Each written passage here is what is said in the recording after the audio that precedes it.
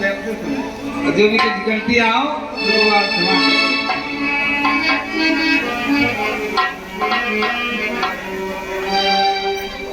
भगवान कहते हैं कि मैं जब मैं तब मैं कुछ में नहीं हूँ, मैं केवल भक्तों के प्रेम में बसा हूँ।